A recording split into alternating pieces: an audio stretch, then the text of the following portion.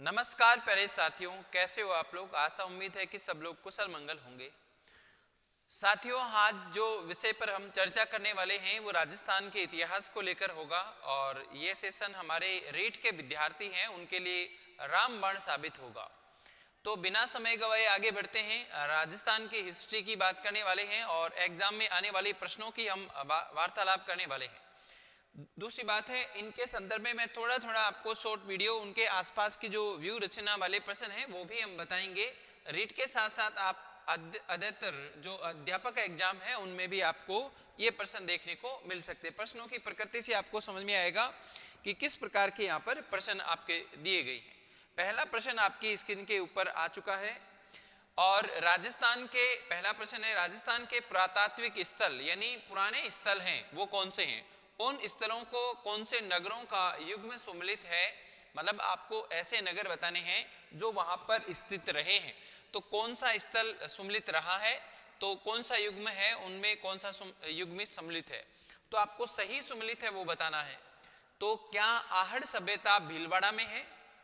Number 2, Nohar सभ्यता सीकर में है, बागोर राजसमंद में है, चंद्रावती सिरोही में, इनमें से कौन सा युग में सुमिलित है, मतलब सही है। ये सही वाली प्रश्न हमें पूछ रहा है, तो कौन सा ऑप्शन होगा। तो इसका राइट आंसर आप कमेंट्स कीजिए, मैं यहां पर बता देता हूं।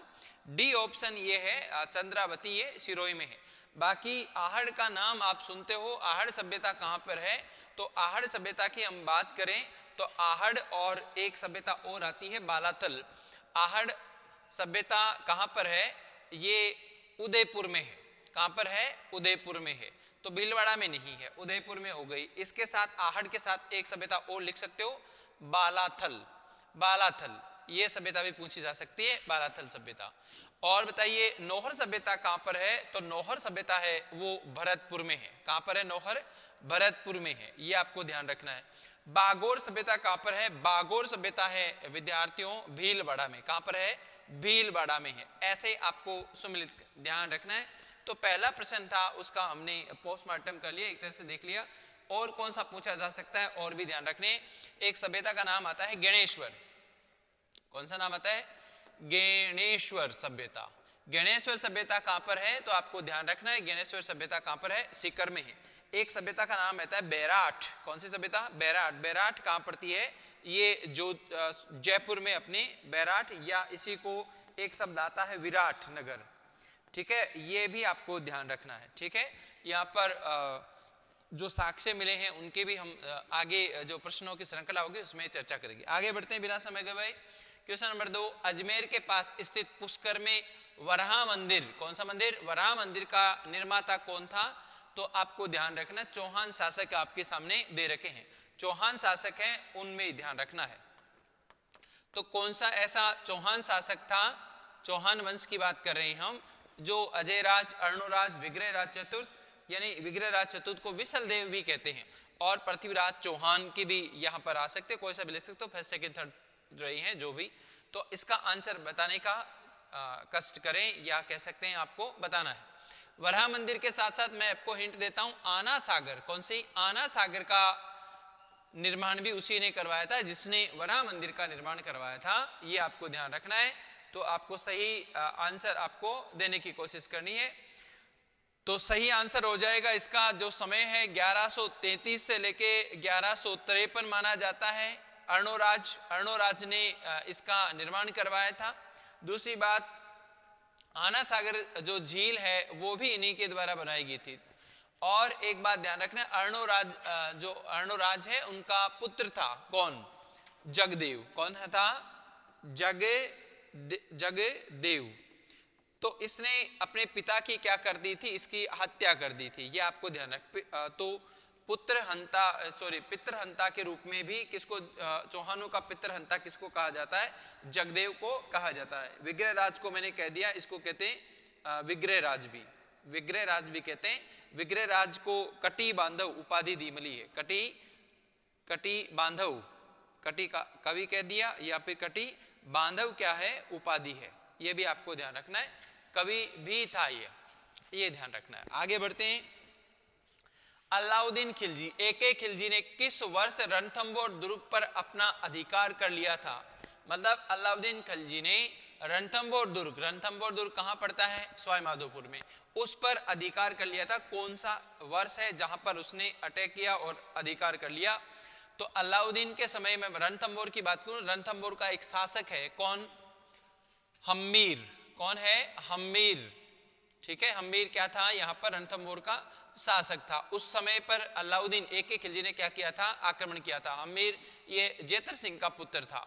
अब हम्मीर देव ने क्यों आक्रमण किया था, आपको मैं जिस तरह से बताने के प्रयास करें तो जैसे राजस्थान का एक ऐसा जगह है, गुजरात पर जब अटैक करने गए थे एक खिलजी के सैनिक, तो एक खिलजी के सैनिक में कौन कौन थे ये भी आपको ध्यान रखना है। उसमें 2 व्यक्ति ऐसे थे जिनको वो पनाह दी थी गुजरात से, जब धन लूट के आ रहे थे गुजरात मार्ग से, तो उस समय यहाँ पर आते आते उनको ऐसा लगा था कि ये धन क्यों ना हम ही रख लें। उसमें 2 व्यक्तियों को शरण दी थी, एक का नाम था महमूद शाह। क्या नाम था? महमूद शाह, और एक का नाम था केब्रूह। ऐसे इन 2 शासकों को क्या दी थी? हम्मीर देव चौहान ने शरण दी थी। इस शरण के एवज में अलाउद्दीन खिलजी ने उस पर क्या किया था? आक्रमण किया था। ये ध्यान रखना है, मेरी बात समझ में आ गई होगी। तो ये आक्रमण किया था 1301 में। कब किया था? 1301 में आक्रमण किया था अलाउद्दीन खिलजी ने, स्वयं बादशाह आ गया था। ये ध्यान रखना है रणथंभौर दुर्ग पर, क्योंकि रणथंभौर के जो इसके सैनिक थे हम्मीर के, रणमल और रत्तीपाल। रणथंभौर के जो हम्मीर था, हम्मीर के सैनिक थे, हम्मीर को जो सैनिक थे उनका नाम था रणमल और एक का नाम था रत्तीपाल। ये आपको ध्यान रखना है। ये इनको दुर्ग का लालच दिया गया था। ऑफलाइन क्लासेज में हम बहुत सारी स्टोरी बताते हैं, तब उन बच्चों को ये करेक्ट सारे प्रश्न होते हैं। आगे बढ़ते हैं। विषम घाटी पंचानन की जो संज्ञा है, यहां पर संज्ञा कर लेंगे। संज्ञा मेवाड़ के किस शासक को दी गई है? कौन सा ऐसा शासक था जिसको विषम घाटी पंचानन के नाम से भी जाना जाता है? ये आपको आंसर देना है। तो विषम घाटी पंचानन के नाम से जाना जाता है किसको? राणा हम्मीर को। किसको जाना जाता है? ये राणा हम्मीर है। ठीक है, इसको विषम घाटी पंचानन के नाम से भी जाना जाता है। और किसी का प्रश्न डाउट हो तो हमें कमेंट्स कर देना, हम आपको आंसर बताएंगे। पिछोला झील का निर्माण जो निर्माण है किस शासक के काल में हुआ था? पिछोला झील जो बनी थी, और पिछोला झील कहाँ पर है ये आपको बता दें, ये उदयपुर में है। कहाँ पर है? पिछोला झील उदयपुर में है, ये भी आपको ध्यान रखना है। ठीक है, बहुत सारी ऐसे आपको तैराकी है वो करवा दी जाती हैं, वो से आजकल कॉस्ट भी ज़्यादा हो गई है घूमने वालों में, तो पैसे लोगों के पास बहुत हैं। तो पिछोला झील का निर्माण किस शासक के समय करवाया गया था, ये हमें बताना है। तो पिछोला झील है महाराणा लाखा के समय। किसके समय? महाराणा लाखा के समय पिछोला झील का क्या करवाया था? निर्माण करवाया था। पिछोला झील कहाँ पड़ती है? ये उदयपुर में पड़ती है। उदयपुर में लाखा की बात करूँ तो इसको लक्ष्य सिंह भी कहते हैं। क्या कहते हैं? लक्ष्य सिंह। लक्ष्य सिंह क्यों कहते हैं? लकी था। लकी कैसे था? देखो, इसके समय ही उदयपुर में जावर की खान, जो आपने नाम सुना है, जावर की जो खान है वो निकली थी, यानी चांदी की जो खान है, चांदी की, वो सिल्वर यानी इसकी खान निकली थी। तो लक्ष्य सिंह क्या है भाई? हम कह सकते हैं एक तरह से लकी था। ये ध्यान रखना है। आगे देखो, राणा सांगा की मृत्यु कब हुई थी? राणा सांगा को आप युद्ध के रूप में देखिए, युद्धों में भग्नाशेषे के नाम से भी जाना जाता है। युद्ध के रूप में आप देखेंगे तो इसको जरूर आपको देखने मिलेगा। ठीक है, तो कब इनकी मृत्यु कब हुई थी? इनका एक बड़ा फेमस युद्ध लड़ा गया था, आपको याद हो तो, और फिर इनकी मृत्यु भी उस युद्ध के बाद हुई थी। तो खानवा का युद्ध नाम आपने सुना होगा। कौन सा युद्ध है? खानवा का युद्ध। ठीक है, खानवा युद्ध में, युद्ध के बाद यानी मार्च की बात करें तो उसमें खानवा युद्ध के बाद इनकी मृत्यु हुई थी। तो मृत्यु की बात करूं सीधी, तो मृत्यु तो हुई थी 30 जनवरी, दे रखा है 30 जनवरी 1528 ईस्वी को इनकी मृत्यु हुई थी। क्यों हुई थी? क्योंकि युद्ध के बाद भी ये लड़ने के लिए कह रहे थे, उतारू हो रहे थे। हालांकि इन्होंने उस समय बहुत सारे राजाओं को क्या किया था? पाती परवन दिया था। क्या दिया था? पाती परवन। पाती परवन दिया था। बहुत सारे राजा इनके शख्स में थे, यानी इसकी मदद करने के लिए आए हुए थे, लेकिन फिर भी ये युद्ध हार जाते हैं। ठीक है, खानवा का युद्ध है वो। खानवा का युद्ध किसके मध्य हुआ था? सब लोगों को पता है। एक तरफ कौन था? सांगा थे, राणा सांगा वर्सेज, बाबर। कौन? बाबर के मध्य हुआ था। बाबर ने कितने युद्ध लड़े थे आप सब लोगों को पता होगा, ठीक है। पानीपत का युद्ध लड़ा था, पानीपत का युद्ध भी इनके समय हुआ था, ठीक है। खानवा का युद्ध हो ही गया, ठीक है। खानवा का एक था, आपने चंदेरी का नाम सुना हो तो चंदेरी का युद्ध, और लास्ट में हुआ था घाघरा का युद्ध। कौन सा? घाघरा का युद्ध 1526 में, 1527 में, ठीक है। चंदेरी 1528 में और घाघरा है 1529 में, और 1530 में खुद बाबर की क्या हो गई थी? मृत्यु हो गई थी। तो ऐसे ट्रिक्स भी आपको ध्यान रखनी है। ऐसे आगे देखिए, महाराणा प्रताप, मेवाड़ के शासक महाराणा प्रताप की मृत्यु के समय उनकी आयु कितनी थी? इसका मतलब आयु कैसे ज्ञात करेंगे? रेट में ऐसा प्रश्न पूछे जा सकते हैं। पूछे हुए प्रश्नों की बात करें तो उनकी आयु की बात करें तो महाराणा प्रताप का जन्म आपको ध्यान रखना होगा, जन्म कब हुआ था। तो आपको ध्यान रखना 9 मई 1540 को इनका जन्म हुआ, और उनकी जो मृत्यु है वो 1597 में हुई। मृत्यु कब हुई? 1597 में हुई।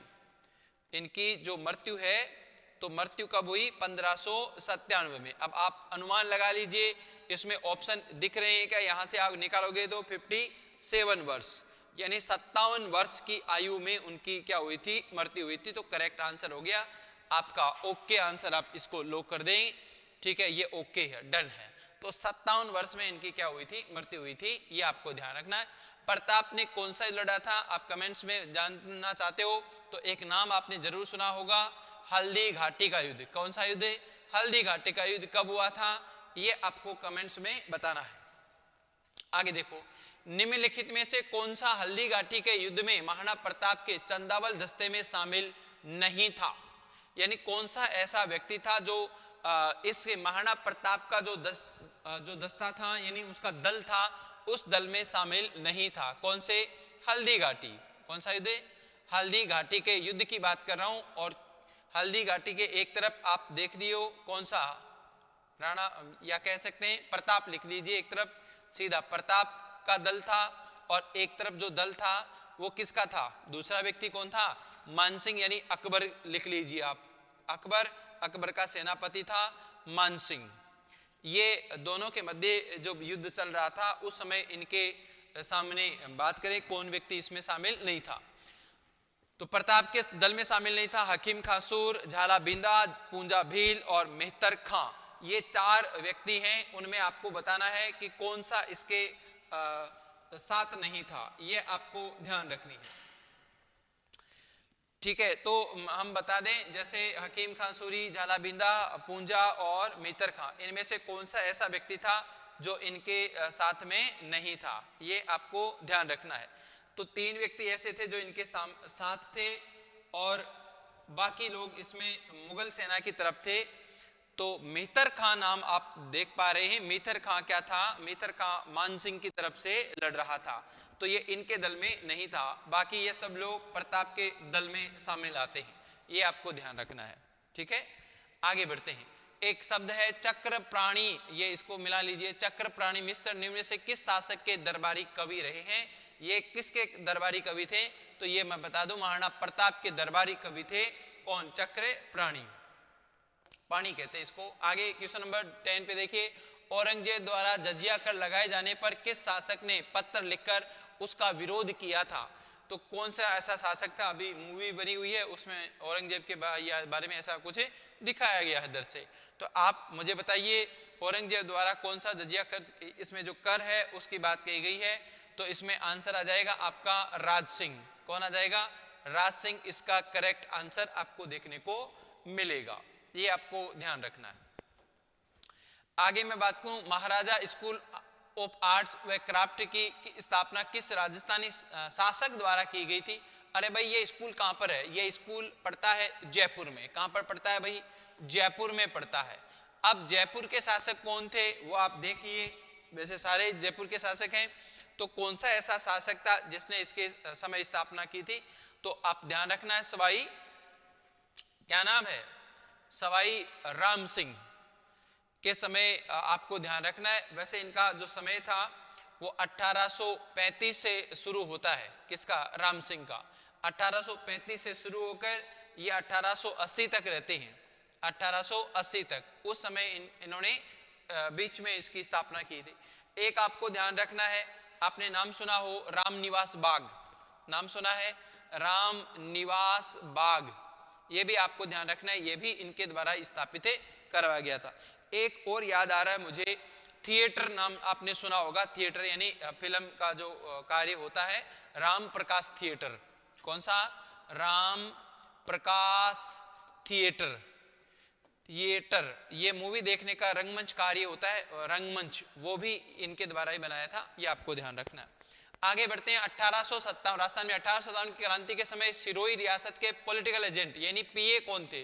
पॉलिटिकल, पीए का मतलब होता है पॉलिटिकल एजेंट, क्योंकि उस समय सबसे पहले आपको देखो जीजी का मतलब होता था गवर्नर जनरल, उसके नीचे होते थे AGG, agent to governor general, फिर इनके नीचे होते थे वो पीए होते थे, पॉलिटिकल एजेंट। कौन होते थे?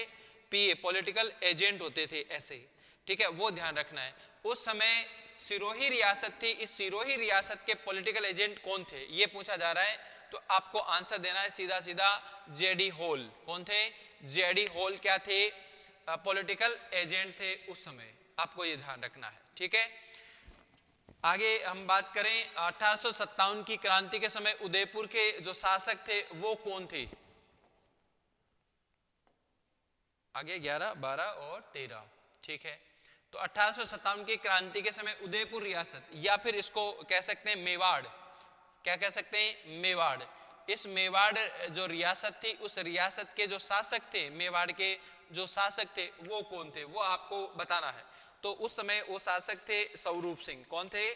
स्वरूप सिंह इसके शासक थे, ये आपको ध्यान रखना है, ठीक है। स्वरूप सिंह इसमें राइट आंसर हो जाएगा उदयपुर में, हालांकि वो स्टोरी अलग है, जो रियासत हुई थी उस समय ये व्यक्ति। आगे बात करते हैं 1857 की क्रांति के समय कोटा का शासक कौन था? कोटा के शासक कौन थे वो भी आपको बताना है। उस समय कोटा की जो क्रांति हुई थी, कोटा की क्रांति की मैं बात करूं, महाराज की बात करें तो कोटा में सुव्यवस्थित क्रांति कह सकते हैं। कोटा में 6 माह तक क्रांतिकारियों ने जो क्रांति की वो सबसे सुव्यवस्थित कह सकते हैं, एक तरीके से एक अच्छी क्रांति की पहल उस समय देखी गई थी। तो जो शासक थे उनका क्या नाम था ये आपको बताना है। तो महाराव राम सिंह, उस समय कौन थे? महाराव राम सिंह उस समय वहां के क्या थे? शासक थे कोटा में, ये भी ध्यान रखना आपको, ठीक है। और 2 व्यक्ति जो इस क्रांति को आगे बढ़ाने वाले थे, और राजस्थान के एजीजी पैट्रिक लॉरेंस थे। एजीजी की बात करें उस समय पैट्रिक लॉरेंस नाम को आपको ध्यान रखना है, लॉरेंस, ये उस समय एजेंट टू गवर्नर जनरल हुआ करते थे, ये आपको ध्यान रखना है। और जयदयाल का नाम आपने सुना हो, तो जयदयाल वहां पर क्रांति करने वाले व्यक्ति थे, जयदयाल, जयदयाल नाम सुना होगा, ठीक है। और सुव्यवस्थित क्रांति हुई वो कोटा में हुई थी, ये आपको ध्यान रखना है। आगे बढ़ते हैं, जयदयाल, और ये देखो नाम भी आ गया, मेहराब खान ने राजस्थान के किस नगर में 1857 की क्रांति के दौरान क्रांतिकारियों में उन्होंने नेतृत्व किया था? तो कौन सी क्रांति थी? तो ये आपको डी ऑप्शन आपको सीधा मिल गया, कोटा की ये क्रांति थी, ये आपको ध्यान रखना है। 6 माह तक ये सीधा ऐसा इनका शासन था। क्वेश्चन नंबर 16 है, ये 16 है, 1889 ईस्वी में निम्न में से कहां पर राजपूत हितकारिणी सभा का क्या किया गया था? गठन किया था। राजपूत हितकारिणी जो सभा है उसका गठन कहां पर किया गया था? तो इसका गठन किया गया था अजमेर में। कहां पर किया गया था? अजमेर में, इसका राइट आंसर हो जाएगा अजमेर में इसकी गठन किया गया था, ये आपको ध्यान रखना है। 1859 में, 1859 की बात है, ये आपको ध्यान रखना है। आगे बढ़ते हैं भाई, आगे प्रश्न की बात करें, क्वेश्चन नंबर 17, राजपूताना मध्य भारत सभा का तीसरा अधिवेशन कहां पर हुआ? तो अधिवेशन हुए, उस अधिवेशन में ये तीसरा अधिवेशन था वो कहां पर आयोजित किया गया? तो इसका आंसर भी तीसरे अधिवेशन का, थर्ड जो अधिवेशन है वो थर्ड अधिवेशन हुआ था, वो अजमेर में हुआ था। कहां पर हुआ था? तीसरा अधिवेशन अजमेर में हुआ था, ये भी हमें ध्यान रखना है। हालांकि हम बात करें कि साहब पहला अधिवेशन कहां पर हुआ, तो पहला अधिवेशन हुआ था, प्रथम अधिवेशन दिल्ली में। प्रथम अधिवेशन पूछ लिया जाए तो प्रथम अधिवेशन हुआ था दिल्ली में, यह भी आपको ध्यान रखना है। जबकि तीसरा अधिवेशन, तीसरा तीसरा अधिवेशन हुआ था कहां पर? अजमेर में। आगे बढ़ते हैं। 1919 में राजस्थान सेवा संघ की स्थापना विजय सिंह पथिक, राम नारायण चौधरी और हरिभाऊ किंकर के योगदान से कहां पर स्थापित की गई? तो राजस्थान सेवा संघ की बात करें तो राजस्थान सेवा संघ सबसे पहले कहां पर खोला गया था? वर्धा महाराष्ट्र में। कहां पर? वर्धा महाराष्ट्र में खोला गया था। बाद में इसे ट्रांसफर यानी स्थानांतरित कर दिया गया, नांतरित कर दिया गया था। कहां पर? इसको फिर बाद में ले आए थे अजमेर में। कहां ले आए थे? अजमेर में। यह आपको ध्यान रखना है। उस समय ये तीन व्यक्ति थे, एक तो विजय सिंह पथिक, रामनारायण चौधरी और हरिभाऊ किंकर। इन तीनों के योगदान से फिर पहले तो वर्धा महाराष्ट्र में स्थापित की गई, बाद में इसको अजमेर हमने इसको ट्रांसफर कर लिया था। ये आपको ध्यान रखना है। ये ट्रांसफर हमने कर लिया था 1920 में। कब किया था भाई? 1920 में। ये भी आपको ध्यान रखना है। आगे बढ़ते हैं। किस प्रांतीय प्रजामंडल ने 1936 में कृष्णा दिवस के रूप में मनाया जाता है? कौन सी रियासत ये कृष्णा दिवस मनाती है? इसके पीछे एक बड़ी स्टोरी है, लेकिन आप सीधा आंसर की बात करें तो सीधा आंसर आ जाएगा यहाँ पर जोधपुर। क्या आंसर आ जाएगा? जोधपुर। क्योंकि वैसे इसकी बात करें तो भंवर सराफ जो है उनके आधार पर ये रियासत बनी, और इसको कह सकते हैं कृष्णा दिवस ये उसी 1938-34 के आसपास से ये मनाया जाने लगा था। लास्ट प्रश्न की बात करते हैं। मेवाड़ प्रजामंडल के प्रथम अध्यक्ष कौन थे? मेवाड़ प्रजामंडल में कौन सा आता है ये भी आपको ध्यान रखना है। तो इसके अध्यक्ष कौन थे? वैसे हम बात करें इसकी स्थापना कब हुई तो 24 स्थापना बलवंत सिंह मेहता इसका राइट आंसर हो जाएगा। इसकी स्थापना की बात करें, मेवाड़ प्रजामंडल की स्थापना कब हुई तो ये हुई थी 24 अप्रैल 1938 को। स्थापना कब हुई? 24 अप्रैल 1938 को इसकी क्या होती है? स्थापना होती है बलवंत सिंह मेहता के नेतृत्व में। और संस्थापक की बात करें वैसे उस समय तो संस्थापक थे उस समय माणिक्यलाल वर्मा, जो है माणिक्यलाल सराफ जो इसके अध्यक्ष थे। अब इस समय बात करें उसके बाद ये मेवाड़ वाली बात करें तो उसके आसपास भारत छोड़ो आंदोलन 1942 में स्टार्ट हो गया था, उसमें भी उनको भागीदारी रही है। तो ऐसे करके हमने अभी तक जो चर्चा की है वो रीट के महत्वपूर्ण प्रश्नों की वार्तालाप की है। अगर इस सेशन को और आगे देखना चाहते हो तो इस सेशन में आप लाइक कर दिए, शेयर कीजिए और अपने दोस्तों को बताइए कि ऐसी कक्षाएं आती हैं और ऐसे वीडियो हम और बनाएं रीट स्पेशल के लिए। ज़्यादा नज़दीक समय है एग्जाम का, तो इस तरह से 20-20 20-20 हम सीरीज श्रृंखला लेके आएंगे आपके लिए। अब तब तक के आपके लिए धन्यवाद।